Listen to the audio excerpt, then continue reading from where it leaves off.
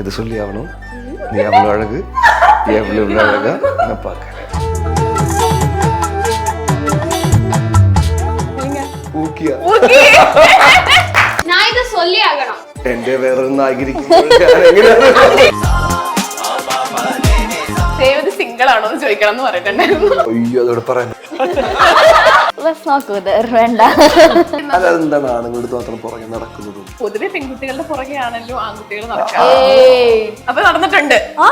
ഞാനത് പറയാൻ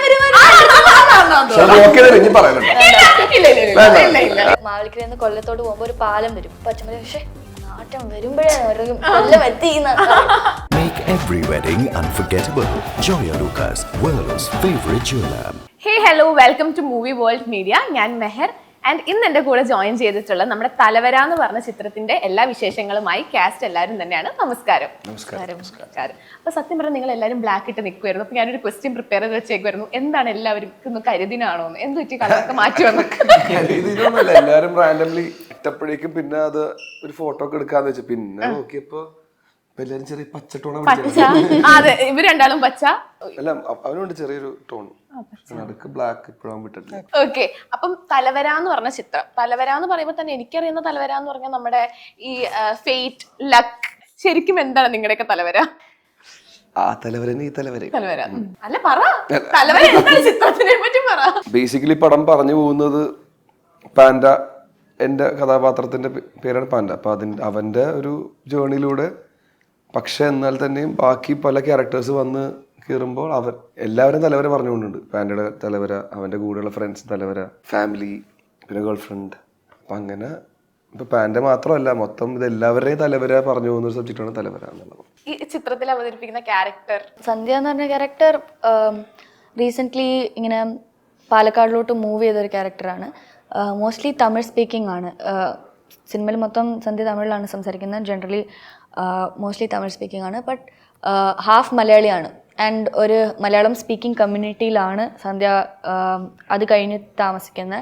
സോ അതിലുള്ള ഡിഫിക്കൽട്ടീസ് അല്ലെങ്കിൽ അതിലുള്ള പ്രോബ്ലംസ് ഫേസ് ചെയ്യുന്നത് എനിക്ക് പേഴ്സണലി കണക്ട് ആകും. കാരണം ഞാൻ മലയാളിയാണ്, പക്ഷെ ഞാൻ താമസിക്കുന്നത് ചെന്നൈയിലാണ്. സോ അങ്ങനത്തെ കാര്യത്തിൽ എനിക്ക് ഭയങ്കര റിലേറ്റ് ചെയ്യാൻ പറ്റിയ ഒരു ക്യാരക്ടറാണ് സന്ധ്യ. ഭയങ്കര ഓത്തൻറ്റിക്, റിയൽ, ഭയങ്കര ഓർഗാനിക് ആയിട്ടുള്ള ഒരു സ്റ്റോറി ലൈനാണ്. സന്ധ്യയുടെ മാത്രമല്ല, എല്ലാ ക്യാരക്ടേഴ്സും അങ്ങനെയാണ്. സോ അങ്ങനത്തെ ഒരു ക്യാരക്ടർ. ഓക്കെ, എന്ത് ക്യാരക്ടറാണ് ചെയ്യുന്നത്? ഇതിലെൻ്റെ പേര് പൊടി എന്നാണ്. ഇപ്പോൾ പാണ്ടയുടെ ഇവരൊരു കൂട്ടുകാര് ഒക്കെ ഇതിലൊരു ചെറിയ പയ്യനായിട്ടാണ് എൻ്റെ ഒരു ക്യാരക്ടർ ഇതിൽ പോകുന്നത്. ഇപ്പോൾ വളരെ വൈബ്രന്റ് ആയി നിൽക്കുന്ന ഒരു ക്യാരക്ടറാണ് എൻ്റെ ഈ ഒരു പടത്തിൽ ചെയ്തിട്ടുള്ളത്.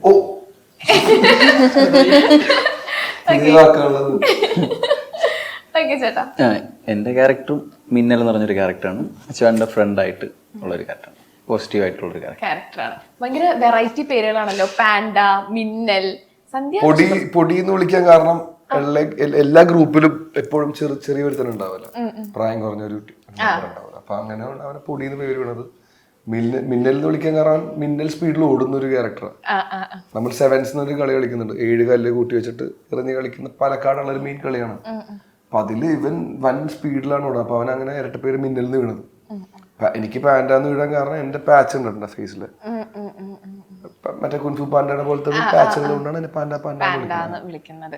ഓക്കെ, ഇപ്പൊ ഈ ഒരു മൂവി നിങ്ങൾക്ക് എല്ലാവർക്കും സ്പെഷ്യൽ ആവാൻ കാരണം ഒരു കാരണം ഉണ്ടാവും. എന്താണ് ആ കാരണം? സ്ക്രിപ്റ്റ്. എല്ലാവരും സ്ക്രിപ്റ്റ് കാരണമാണ്. Okay okay. ഇതിന്റെ കഥയും ഇതിന്റെ സ്ക്രിപ്റ്റ് നറേറ്റ് ചെയ്ത് പോകുന്ന രീതി തന്നെ ഭയങ്കര സ്പെഷ്യൽ പരിപാടിയാണ്. അപ്പൊ അതിലൊരു വലിയൊരു ഭാഗമാകാൻ പറ്റിയത് ഏറ്റവും വലിയ പരിപാടിയാണ്. സത്യം പറഞ്ഞാൽ അർജുൻ ചേട്ടന്റെ കാര്യം പറയുകയാണെങ്കിൽ കഴിഞ്ഞ ആഴ്ച സുമതി വളവിന്റെ പ്രൊമോഷൻ, പിന്നെ ഈ ആഴ്ച തലവര. എങ്ങനെയുണ്ടായിരുന്നു ഈ ഒരു ആഴ്ച? എങ്ങനെയുണ്ടായിരുന്നു? ഓ, ഭയങ്കര ഹെക്റ്റിക് ആയിരുന്നു. കാരണം വെച്ചാൽ കഴിഞ്ഞ 3 മാസം ഞാൻ വെറുതെ ഇരിക്കണേ വീട്ടില്. ഞാൻ ചത്താപ്പച്ച എന്ന പടത്തിന് വേണ്ടി സുമതി കഴിഞ്ഞിട്ട് 3 മാസം ഫുൾ ബ്രേക്ക് ചെയ്ത് ചത്താപ്പച്ചക്ക് വേണ്ടി ഫുൾ വർക്ക്ഔട്ടും പ്രാക്ടീസും പരിപാടിയൊക്കെ ഉണ്ടായി. ആ സമയത്ത് ഒരു പരിപാടി ഉണ്ടായില്ല. ഷൂട്ട് തുടങ്ങിയപ്പോൾ ഇവര് റിലീസ്, പ്രൊമോഷൻ എന്നൊക്കെ പറഞ്ഞു നമുക്കൊന്നും ചെയ്യാൻ പറ്റില്ല. അപ്പൊ അതിന്റെ കൂടെ ആ ഫ്ലോയിൽ അങ്ങ് പോവാ, മാക്സിമം പ്രൊമോട്ട് ചെയ്യുക, എല്ലാ ഇന്റർവ്യൂസ് കൊടുക്കുക. അപ്പൊ എങ്ങനെയൊക്കെ അത് സെറ്റ് ആയി വന്നു.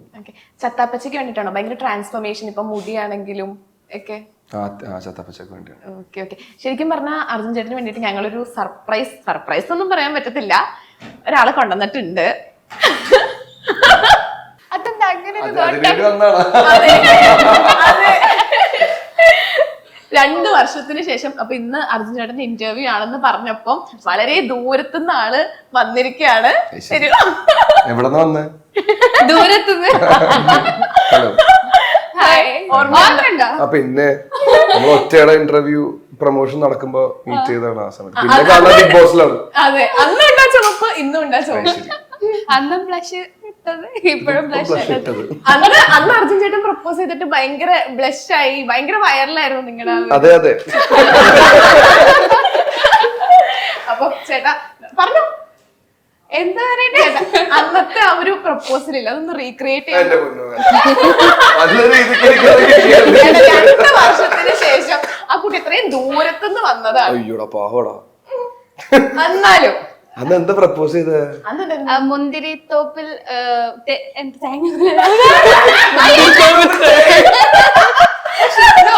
മുന്തിരി തോപ്പില് എന്തോന്നാ അല്ല എന്തോ ഒരു ഞാൻ ഇത് சொல்லி ആകണം. മുന്തിരിത്തോപ്പ് മാറിയപ്പോ ആക്ച്വലി സ്ക്രിപ്റ്റ് അതായിരുന്നു, ബട്ട് നിങ്ങൾക്ക് അത് പറയാൻ പറ്റാത്തതുകൊണ്ട് പെട്ടെന്ന് നമ്മള് എന്ത് ചെയ്തു,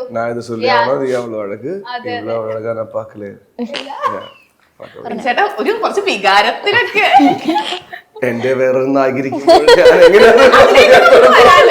അതിലേക്ക് നമുക്ക് വരാലോ. അത് റീക്രിയേറ്റ് അത് അവിടെ നല്ല രീതിക്ക് ആ വീഡിയോ നല്ല രീതിക്ക് സ്പ്രെഡ് ആയതാണ്. അല്ല എന്നാലും 2 വർഷത്തിന് ശേഷം ബിഗ് ബോസ് ഒക്കെ കഴിഞ്ഞ ആള് ഞാൻ പിന്നെ കാണാം ബിഗ് ബോസ്. ഈ കൊച്ചിനെവിടെ അപ്പൊ ഒന്നുമില്ല, അത് മറ്റേതാ. ഞാൻ ഇത് ചൊല്ലിയാവണം നീ അവഴക്. അയ്യോ എനിക്ക് നാണം വരുന്നു. പൂക്കിയ. nice meeting you and all the best for you. Thank you so much. Best wishes. Best wishes. ഞാൻ നേരത്തെ തൊട്ട് എന്തിവിടെ പക്ഷെ അത് ഞങ്ങളുടെ ഒരു സർപ്രൈസ് ആയിരുന്നു അത്. ഓക്കെ, അപ്പം രേവതിയിലേക്ക് വരികയാണെങ്കിൽ ഇവിടെ എല്ലാവരും ഈ ഇന്റർവ്യൂ തുടങ്ങുന്നതിന് മുന്നേ തന്നെ എന്റെ അടുത്ത് പറഞ്ഞിട്ടുണ്ടായിരുന്നു രേവതി സിംഗിൾ ആണോ എന്ന് ചോദിക്കണം എന്ന് പറഞ്ഞിട്ടുണ്ടായിരുന്നു. വേണ്ട. Okay okay. അപ്പം ഇപ്പൊ നമ്മളിപ്പോ പോസ്റ്റർ നോക്കുകയാണെങ്കിൽ അത് ഒരുപാട് ട്രാവൽ ചെയ്യുന്ന, ഇപ്പൊ ബസ്സിൽ യാത്ര ചെയ്യുന്നൊക്കെ ഒരുപാട് ഇത് കാണുന്നുണ്ട്. അപ്പൊ നിങ്ങൾക്ക് ഇപ്പൊ നിങ്ങളുടെ റിയൽ ലൈഫിൽ ഒരു മറക്കാൻ പറ്റാത്ത ഒരു ബസ്സിൽ ഉണ്ടായിരുന്ന ഒരു അനുഭവം അങ്ങനത്തെ എന്തെങ്കിലും ഉണ്ടായിട്ടുണ്ട്?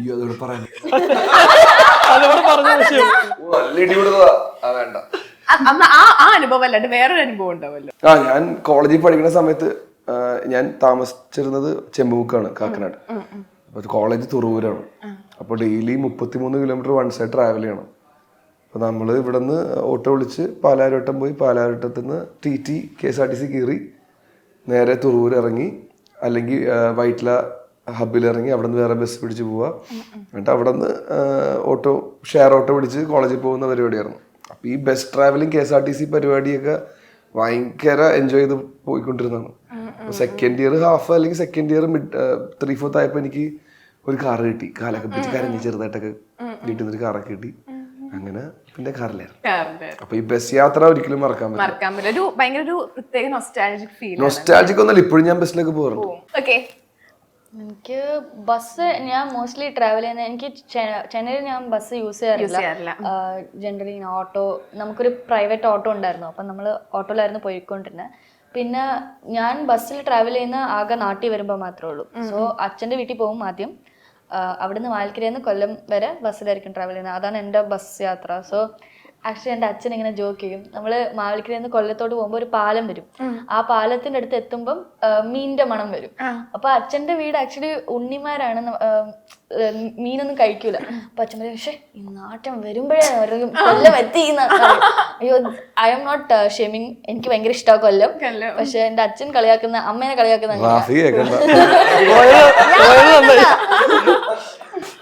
പൊടി എന്താ വിളിക്കണ്ടേ? പൊടി തന്നെ വിളിച്ചാ പോരെ? പൊടി നമ്മളെല്ലാരും വിളിക്കണേ. എനിക്കങ്ങനെ പ്രത്യേകിച്ച്, ഞാൻ കോളേജ് പഠിച്ച സമയത്ത് ഇതേപോലെ ഒരു 30 കിലോമീറ്റർ യാത്ര ചെയ്തിട്ടായിരുന്നു കോളേജിലേക്ക് ഞാൻ പോയിട്ടുണ്ടായിരുന്നു.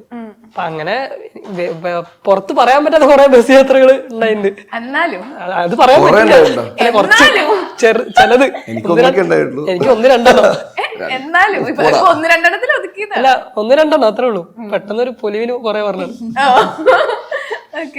ബസ്സില് യാത്ര ചെയ്യുമ്പോ നമുക്ക് ഒരുപാട്, ബസ്സിൽ യാത്ര, ഞാൻ ബസ്സിൽ കയറി കഴിഞ്ഞാൽ ഇയർഫോൺ വെച്ചിട്ട് പുറത്തെ സൗന്ദര്യം ആസ്വദിച്ചിട്ട് പാട്ട് കേട്ടു. പുറത്ത് എന്ത് സൗന്ദര്യം?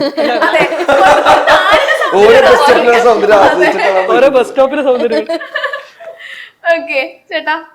എനിക്ക് സ്കൂൾ കാലഘട്ടമാണ്. ഫുട്ബോളിൽ തൂങ്ങി ഞാൻ സ്നേഹിക്കുന്ന പെണ്ണിനെ നോക്കുക, അത് ഒരു വലിയൊരു ഫീൽ. എനിക്ക് ബസ് യാത്ര എന്ന് പറയുമ്പോൾ അതാണ് എന്റെ ഓർമ്മ. രാവിലെ 6:30 അത് ജംഗ്ഷൻ പൈസ അല്ല, അത് ബൈക്ക്. ബൈക്കും അല്ല, മരത്തിൽ കയറിയിട്ട് അതാണ് അത് നമ്മളെ മാങ്ങ പറിക്കാൻ വേണ്ടി കയറിയതാണ് രാവിലെ 6:30. 6:30 മാങ്ങ പറിക്കാനോ? വെളിച്ചൊന്നും അങ്ങനത്തെ മൂടാ വച്ച ഇടയ്ക്ക് ആ സമയത്തുള്ളത്. ഇപ്പൊ ഇതിനകത്ത് ഇപ്പൊ ഒരു സോങ്ങിലാണെങ്കിൽ നായികയുടെ പിന്നാലെ ഒരുപാട് നായകന്മാര് നടക്കുന്ന ഒരു ഇത് കണ്ടു. അതുപോലെ നിങ്ങൾക്ക് റിയൽ ലൈഫ്, കാരണം ഭയങ്കര നാച്ചുറൽ അഭിനയമായിരുന്നു, അതുപോലെ നിങ്ങൾക്ക് റിയൽ ലൈഫ് എന്തെങ്കിലും അതുപോലത്തെ എക്സ്പീരിയൻസ് എന്തെങ്കിലും ഉണ്ടായിട്ടുണ്ടോന്ന്? അങ്ങനെ ഞാൻ ഇഷ്ടമാണെന്ന് പറഞ്ഞ് നടന്ന ഒരു കുട്ടി ഇങ്ങനെ കുറെ ദിവസം പിറകെ ഇടുന്നു, അവളെ എന്നെ ഇഷ്ടമാണെന്ന് പറഞ്ഞു. പിന്നെ ഒരു സമയത്ത് ഞാൻ പിന്നെ തലവേദനയായി മാറി. ഇല്ല അതല്ല ഇത് ഞാൻ പറഞ്ഞ സ്കൂൾ കാലഘട്ടത്താണ് ഞാൻ പഠിച്ചത് സമയത്ത്. അപ്പൊ ചെന്നപ്പോഴത്തേക്ക് വേറൊരു പയ്യന്റെ കൂടെ ഞാൻ കണ്ടിട്ടുണ്ട്. ആ പയ്യനായിട്ട് ഇഷ്ടത്തിലായിരുന്നു, അത് ഞാൻ പിന്നീടാണ് അറിയുന്നത്. അങ്ങനെ നടത്തിയിട്ടുണ്ട്. അല്ലാതെ ഒരു സമയത്ത് നമ്മളങ്ങനെ ഡാർക്ക് ചിന്തിപ്പിക്കണേ. അത് ആ സമയത്ത് പറ്റിപ്പോ എന്ത് ചെയ്യും. പൊടി എനിക്ക് പറയാനാണെങ്കിൽ കോളേജിന്റെ ബാക്കിൽ ഫുൾ വലിയ കാടാ.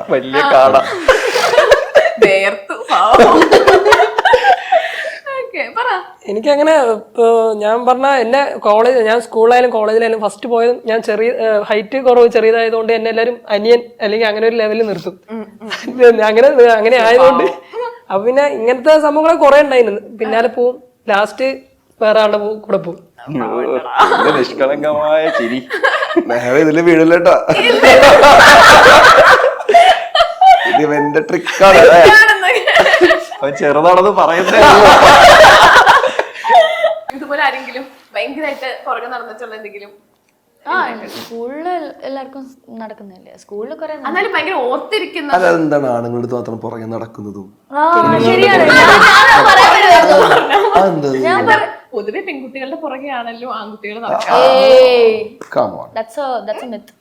അപ്പൊ നടന്നിട്ടുണ്ട്. ഞാനത് പറയാൻ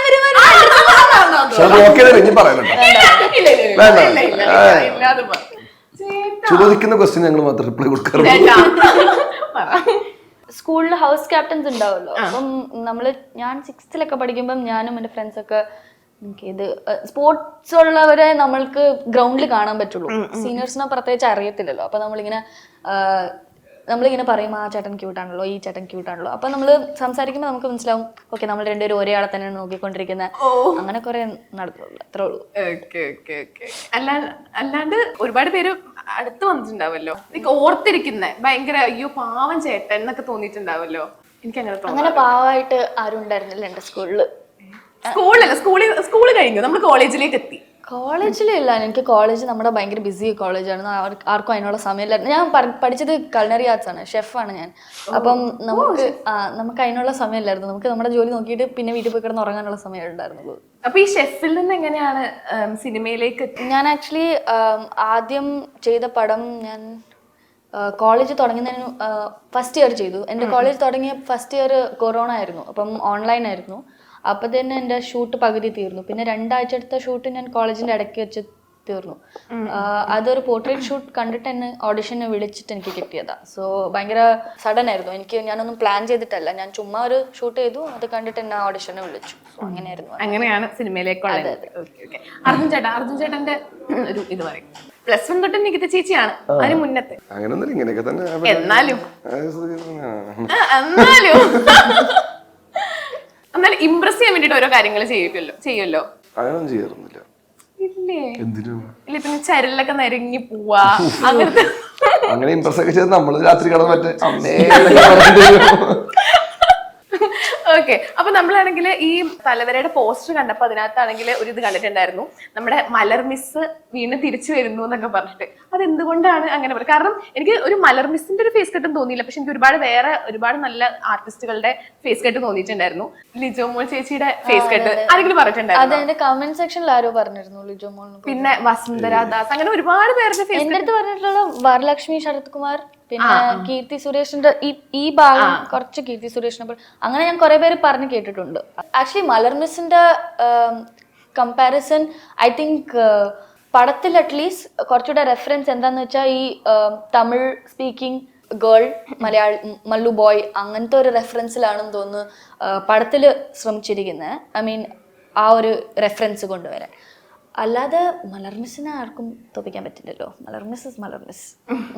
ഓക്കെ, അപ്പൊ നമ്മൾ ഈ ഇതിന്റെ പാട്ടും കാര്യങ്ങളൊക്കെ നമ്മൾ കാണുമ്പോൾ തന്നെ നമുക്ക് ഒരുപാട് റിയൽ ലൈഫ് ഒരുപാട് കാര്യങ്ങൾ നമുക്ക് കണക്ട് ചെയ്യാൻ പറ്റും. നമ്മൾ നമ്മുടെ ഈ നാട്ടിൻപുറത്ത് കണ്ടുവരുന്ന ഒരുപാട് കാര്യങ്ങൾ അങ്ങനത്തെ ഒരുപാട്. അപ്പൊ നിങ്ങൾക്കാണെങ്കിൽ ഈ സിനിമ ഷൂട്ട് ചെയ്യുന്ന സമയത്ത് നിങ്ങളുടെ ലൈക്ക് പണ്ടത്തെ ഒരുപാട് കാര്യങ്ങൾ റിലേറ്റ് ചെയ്യാൻ പറ്റിയിട്ടുണ്ടാവില്ലേ? എനിക്ക് കൂടുതലും ഇതായത് ഫണ്ണായത് ഫ്രണ്ട്സിന്റെ കൂടെ ഇരിക്കുന്നതാണ്. നമ്മൾ കൂടുതൽ കവലയിലുള്ള നമ്മൾ ആ പാലത്തിന്റെ അടിയിൽ നമ്മളെല്ലാരും കൂടെ ഇരിക്കുന്നത് അത് ഭയങ്കരമായിട്ട് നമുക്ക് ഈ ഷൂട്ട് ചെയ്ത സീൻ ഒഴിച്ച് ബാക്കി അതിന്റെ ബാക്കിലുള്ള പരിപാടിയാണ് കൂടുതലും എൻഗേജിങ് ആയിരുന്നു.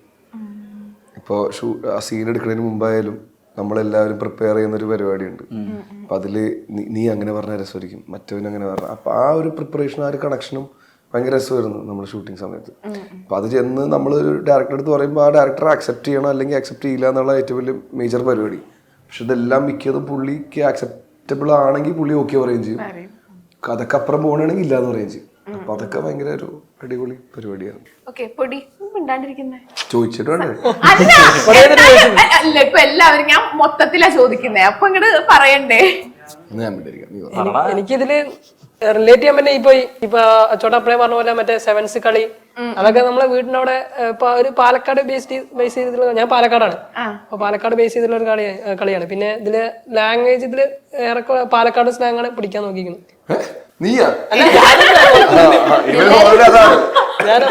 ഞങ്ങളെ പഠിപ്പിക്കാൻ ശ്രമിക്കുന്നതാണ്. ഞാൻ ഓൾറെഡി പാലക്കാടാണ്. അപ്പൊ എനിക്ക് ഇതില് അഭിനയിക്കണതായിരുന്നു കുറച്ച് ഫസ്റ്റത്തെ പടമായതുകൊണ്ടൊരു ടെൻഷൻ, പേടി. സ്ലാങ് കാര്യങ്ങളൊന്നും ഒരു കുഴപ്പമില്ല. മൊത്തത്തില് ഏറെക്കുറെ എല്ലാം റിലേറ്റ് ചെയ്യാൻ പറ്റുന്നതായിരുന്നു. എങ്ങനെയാണ് ഇപ്പം സിനിമയിലേക്കുള്ള ഒരു എൻട്രി എങ്ങനെയായിരുന്നു? ഞാൻ എന്റെ ഒരു ഫ്രണ്ട് ഇങ്ങനെ ഒരു കാസ്റ്റിംഗ് കോൾ, പാലക്കാടുകാർക്ക് മുൻഗണന എന്നുള്ളൊരു കാസ്റ്റിംഗ് കോൾ അയച്ചപ്പോ ജസ്റ്റ് ഒന്ന് അപ്ലൈ ചെയ്ത് നോക്കിയപ്പോ അങ്ങനെ ഓഡീഷൻ വഴി കയറിയതാണ്. ഇപ്പൊ അർജുൻ ചേട്ടനാണെങ്കിൽ ഇപ്പൊ നമ്മള് ഇപ്പം ഒരുപാട് ക്യാരക്ടർ റോൾസിലായിക്കോട്ടെ ലീഡ് റോൾസിലായിക്കോട്ടെ ഒരുപാട് വേഷങ്ങൾ നമ്മൾ ചെയ്ത് കണ്ടിട്ടുണ്ട്. ഇപ്പൊ എല്ലാത്തിലാണെങ്കിലും ചേട്ടന്റെ ഒരു 100% നമ്മൾ കണ്ടിട്ടുണ്ട്.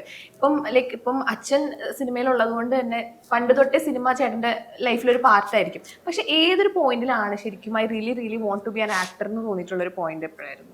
ഞാൻ ഓർക്കുട്ട് ചെയ്ത് 2012 റിലീസായി. അത് വർക്കായില്ല. അതിനുശേഷം ഒരു പടം ചെയ്തു ടു അമ്പാടി ടോക്കീസ് എന്ന് പറഞ്ഞിട്ട്, അതും വർക്കായില്ല. പിന്നെ 3 years കഴിഞ്ഞ. അപ്പോൾ ആ 3 years ഗ്യാപ്പിൽ ഞാൻ വിചാരിച്ച് ലൈക്ക് പല സ്ഥലങ്ങളിലും എൻ്റെ കൂട്ടുകാരടക്കം പറയാൻ നിനക്ക് പറ്റാത്ത പണിയാണ് എന്തിനീ. അപ്പം അതൊക്കെ കേൾക്കുമ്പോൾ അവര് കുറ്റം പറയാൻ പറ്റില്ല. പടം കാണുമ്പോൾ തോന്നിപ്പോകും നമുക്ക് പറ്റാത്ത പണിയാണെന്നുള്ള രീതിയിൽ. പക്ഷെ ഒരു പോയിന്റിൽ പിന്നെ ചാപ്പാക്കുരിശ് ഇറങ്ങി. അപ്പോൾ നോക്കുമ്പോൾ മലയാള സിനിമയുടെ ഡ്രിഫ്റ്റാണ് അവിടെ നടന്നത്. DSLR ഷൂട്ട് ചെയ്യുന്നു, കുറച്ചും കൂടി റിയലിസ്റ്റിക് ആവുന്നു പരിപാടി. നമ്മൾ പുതിയതായിട്ട് കാണുന്ന പരിപാടി കാണുമ്പോൾ നമ്മൾ ഭയങ്കരമായിട്ട് ക്യൂരിയോസിറ്റി ആക്കും. അതിലൊരു ഭാഗം ആവണമെങ്കിൽ അങ്ങനത്തെ പടത്തിലൊക്കെ ചെയ്താൽ കൊള്ളാമെന്നൊരു ആഗ്രഹമുണ്ട്. പിന്നെ ഞാൻ നോക്കുമ്പോൾ ഇങ്ങനത്തെ ആൾക്കാർ പല ചുറ്റും പറയുമ്പോൾ പിന്നെ ഞാൻ വിചാരിച്ചു ആക്ടിങ് നമുക്ക് പറ്റാത്ത പണിയായിരിക്കും, ഡയറക്ഷൻ നോക്കാം എന്നുള്ള രീതിയിൽ ഞാൻ പിന്നെ ഒന്ന് കാണുന്ന വെച്ചാൽ 3 വർഷം കഴിയുമ്പോൾ പറവയുടെ കാസ്റ്റിംഗ് കോളാണ്. ആ കാസ്റ്റിംഗ് കോളിൽ ഞാൻ അച്ഛനെ കൊണ്ട് വിളിപ്പിച്ച് ചോദിച്ചു AD ആയിട്ട് കയറാൻ പറ്റുമോ ഇല്ലേ. അപ്പം അങ്ങനെ വിളിച്ചപ്പോൾ വന്ന് കാണുമെന്ന് പറഞ്ഞ് വന്ന് കണ്ടപ്പോൾ ഇത്രയും പടങ്ങൾ ചെയ്തു. അപ്പം അന്ന് പറവ സംഭവിച്ചില്ലായിരുന്നെങ്കിൽ പിന്നെ ലൈഫ് എങ്ങനെയാവും? ഒരു ഐഡിയ ഇല്ല, ചിന്തിച്ചിട്ടില്ല, ചിന്തിക്കാൻ സമയം തന്നിട്ടില്ല. കാരണം പറവ ചെയ്തോണ്ടിരിക്കുമ്പോൾ എനിക്ക് 3 പടം കമ്മിറ്റഡ് ആയി. പറവ ചെയ്യുമ്പോൾ ഉണ്ടാകുന്ന പടത്തിൽ റഹ്മാനിക്ക് എന്നെ വിളിച്ച്, ട്രാൻസ് എന്ന പടത്തിൽ അമ്പുക്കെ വിളിച്ച്, പിന്നെ അലക്സ് E. കുര്യൻ പറവയുടെ പ്രൊഡക്ഷൻ കൺട്രോളറായിരുന്നു. മന്ദാരം എന്ന പടത്തിൽ ആസിഫായിട്ട് കയറ്റി. അപ്പൊ ഈ പടം പറവ ഇറങ്ങുന്നതിന് മുമ്പ് എനിക്ക് കമ്മിറ്റഡ് ആയതാ. അപ്പൊ അത് ഭയങ്കര വലിയ ബ്ലെസ്സിങ് ആണ്. അപ്പൊ എനിക്ക് ഇത് ഇല്ലായിരുന്നെങ്കിൽ എന്ത് ചെയ്യണം എന്നുള്ള ചിന്തിക്കാൻ സമയം തരാൻ മുമ്പ് എനിക്ക് 3 പടം ദൈവം സഹായിച്ച് കിട്ടി. പിന്നെ നോക്കുമ്പോ മന്ദാരം കാരണം ബീറ്റൊക്കെ വന്നു, ജൂൺ വരത്തൻ, ഒരു പ്ലാൻ ബി ഉണ്ടാവുമായിരിക്കുമല്ലോ. പ്ലാൻ ബി ഒബ്വിയസ്ലി എനിക്ക് കാർ വാഷ് ഉണ്ടായിരുന്നു ആ സമയത്ത്. വണ്ടി പരിപാടിയായിട്ട് തന്നെ എനിക്ക് ഇപ്പോഴും വണ്ടി ഭയങ്കര പ്രാന്താണ്. ഏറ്റവും ഇഷ്ടപ്പെട്ട വണ്ടി ഏതാ? ഏറ്റവും ഇഷ്ടപ്പെട്ട വണ്ടി എന്ന് പറയുമ്പോൾ A34 ആണ്, GTR. അതിപ്പോ നമുക്ക് ഈ നാട്ടിൽ ഇറക്കാൻ ഭയങ്കര ബുദ്ധിമുട്ടാണ്. പിന്നെ അത്രയും കാശുമില്ല. അത് ചെല്ലങ്ങൾ എടുക്കും. അത് വൺ ഓഫ് ലൈക്ക് അതിപ്പോ പ്രൊഡക്ഷൻ ഇല്ലാത്ത കാറാ. അപ്പൊ അതുകൊണ്ട് നല്ല ചോദിക്കുന്ന പൊൻവില കൊടുക്കേണ്ടി വരും. ഓക്കെ. അപ്പം ഷെഫ് ആയിരുന്നു എന്ന് പറഞ്ഞല്ലോ. ഓക്കെ. അപ്പം ലൈക്ക് ഏറ്റവും ഇഷ്ടപ്പെട്ടതായിട്ട് ലൈക്ക് ഏറ്റവും നന്നായിട്ട് കുക്ക് ചെയ്യുന്ന ഒരു ഡിഷ് എന്താണ്? ഞാനോ? ഞാൻ ആക്ച്വലി ഒരിടയ്ക്ക് വെച്ച് സിനമൺ റോൾസ് ആയിരുന്നു. പിന്നെ ഇപ്പം ഞാൻ മോസ്റ്റ്ലി ബേക്ക് ചെയ്യുന്നു. ബേക്കിങ്ങിൽ എനിക്കെല്ലാം ഇഷ്ടമാണ്. പിന്നെ ഞാൻ ഈ ഇടയ്ക്കൊരു ഫ്രൂട്ട് കേക്ക് ട്രൈ ചെയ്തായിരുന്നു. ഇവിടെ സെറ്റിൽ ഇവർക്കൊക്കെ കൊണ്ടു കൊടുത്തിട്ടുണ്ട്. ആക്ച്വലി സിനിമൻ റോൾ ഞങ്ങളുടെ ഫേവറേറ്റ് ആണ്. ആണോ? Done next time. Sure. Cookies അടിപൊളിയായിരുന്നു കേട്ടോ. ആണോ? ഞങ്ങൾ അപ്പോഴാണ് ഷെഫായിരുന്നു. ഓക്കെ. അപ്പം ഇനി എന്തൊക്കെയാണ് നിങ്ങളുടെ ഫ്യൂച്ചർ വിശേഷങ്ങൾ, ബാക്കി പരിപാടി? 15-ാം തീയതി പടം കണ്ട് തലവരാന്നുള്ള പേര്. അത് നമ്മുടെ വിശേഷമാണല്ലോ. അതല്ലാതെ എന്റെ അടുത്ത മാസം ഒരു പടം റിലീസ് ഉണ്ട്, കറക്കം എന്ന് പറഞ്ഞിട്ട്. ശ്രീനാഥ് വാസി, സുഭാഷ് സുബ്രഹ്മണ്യൻ എന്നാണ് ഡയറക്ടർ. അതാണ് ഇപ്പൊ എന്റെ വിശേഷം. പൊടി ഞാൻ ഇപ്പോ ജിയോ ബിസാർ ലീഡായിട്ടൊരു സിനിമ ഇപ്പൊ ഷൂട്ട് ചെയ്യുന്നത്, കൃഷ്ണാഷ്ടമി പറഞ്ഞിട്ട്. എന്ത് ഭാഗ്യാണല്ലേ, ഒരു സിനിമ കഴിഞ്ഞപ്പോഴത്തേനും അടുത്ത സിനിമ. അതിപ്പോ ഒക്ടോബർ റിലീസാവും. അല്ല, ഇവരെല്ലാവരും ഞാൻ ഷൂട്ട് ചെയ്യുന്ന സമയത്ത് തന്നെ പടം ഷൂട്ട് ചെയ്യുമ്പോഴും ഓഡിഷൻ കോൾസ് കാണുമ്പോൾ ഇവരെല്ലാവരും തമ്മിൽ ഷെയർ ചെയ്ത് കൊടുത്ത് ടൈമില് ബ്രേക്കുള്ള സമയത്ത് ഓഡിഷൻ അറ്റൻഡ് ചെയ്ത് അങ്ങനെ കിട്ടിയതാണ് അവന്. ഞാനിപ്പോൾ തമിഴിലൊരു സീരീസ് ചെയ്ത് അത് അടുത്ത വർഷം റിലീസ് ആവുള്ളൂ. അപ്പം അതിൻ്റെ ഡീറ്റെയിൽസ് ഇതുവരെ പുറത്തു വിട്ടിട്ടില്ല. Okay okay okay. ഈ വർഷത്തെ എത്രാമത്തെ ചിത്രമാണ്? ഒരുപാട് എനിക്ക് തോന്നുന്നു ഈ വർഷത്തെ ഫസ്റ്റ് മൂവി മറ്റേ റൊമാൻസ് അല്ലേ? ബ്രൊമാൻസിൽ തുടങ്ങി. ഇത് എത്രാമത്തെ ചിത്ര? അഭിലാഷത്തിൽ 3-4 സീൻ. അഭിലാഷൊക്കെ സൂപ്പർ ഹിറ്റ് ആയിരുന്നു. പിന്നെ സുമതി വളവ്, പിന്നെ വേറെ ഒരെണ്ണം ഉണ്ടായിരുന്നു, സ്വന്തം പുണ്യാളെ. 3 വട്ടം ഇതൊക്കെ ആക്ച്വലി 2 വർഷം മുമ്പും 1 വർഷം മുമ്പും 6 മാസം മുമ്പ് അങ്ങനെയൊക്കെ ചെയ്ത പടങ്ങളാ. പക്ഷെ റിലീസ് അനുബന്ധിച്ച് വരുമ്പോൾ നമ്മളുടെ പടം ആസ് എ മേജർ ആക്ടേഴ്സ് ഇല്ലാത്തതുകൊണ്ട് ഒരു ഗ്യാപ്പ് നോക്കി ഇറക്കാൻ പറ്റുള്ളൂ.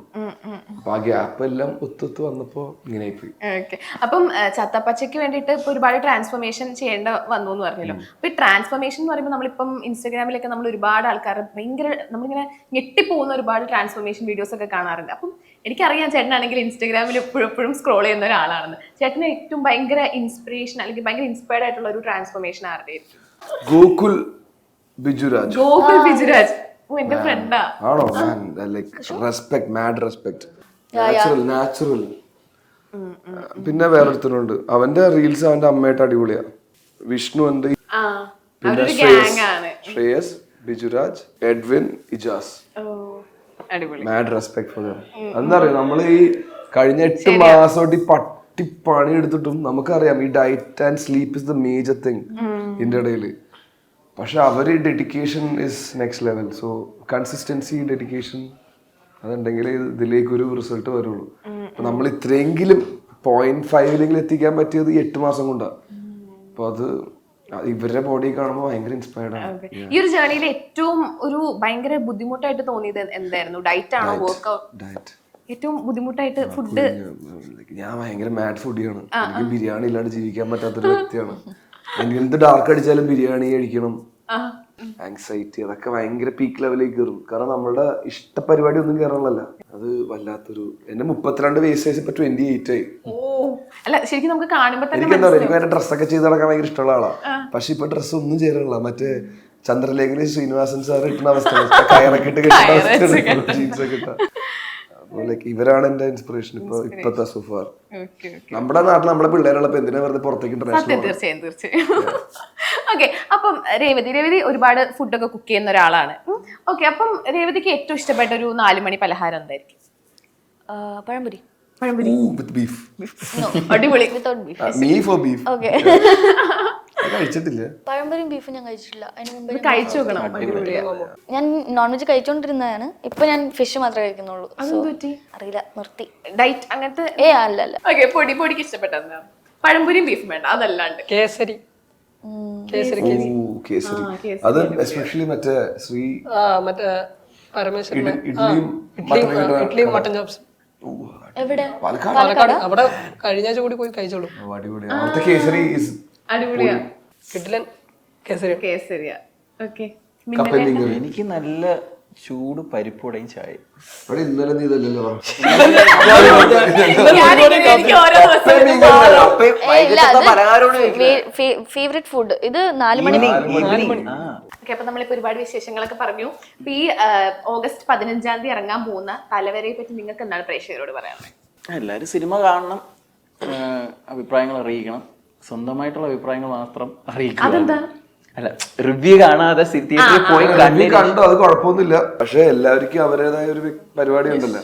ഇപ്പൊ എനിക്ക് ഇഷ്ടപ്പെടുന്ന പടം ആയിരിക്കില്ല മെഹറിന് ഇഷ്ടപ്പെടുന്നു. അപ്പൊ പടം കണ്ടിട്ട് അതിനെപ്പറ്റി വിലയിരുത്തുക. റിവ്യൂ വെച്ചിട്ട് വിലയിരുത്തണ്ടെന്നല്ല പറഞ്ഞത്. അവർക്ക് അവർ പറയാനുള്ള ഫ്രീഡവും അവർക്ക് അതൊരു പ്ലാറ്റ്ഫോമാണ്. യൂട്യൂബും കാര്യങ്ങളും ഇൻസ്റ്റഗ്രാമും എല്ലാ സോഷ്യൽ മീഡിയയും. അപ്പോൾ മാക്സിമം സ്വന്തമായിട്ട് പടം പോയി കാണുക എന്ന് മാത്രമേ നമുക്കിപ്പോൾ പറയാൻ പറ്റുന്നുള്ളൂ.